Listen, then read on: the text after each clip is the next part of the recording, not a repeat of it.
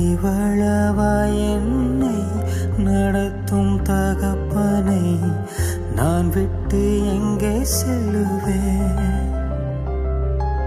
சிறுமையும் எளிமையுமான என்னை நடத்தும் அன்பை பாடுவேன்.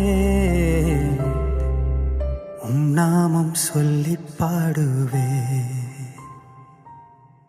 சர்வஜோதியே ஆராதனை, சர்வஞானியே ஆராதனை, என்னை காண்பவர் நீரே ஆராதனை, தினம் காப்பவர் நீரே ஆராதனை, ஜீவனுள்ள தண்ணீரே ஆராதனை, என்னை நேசிக்கும்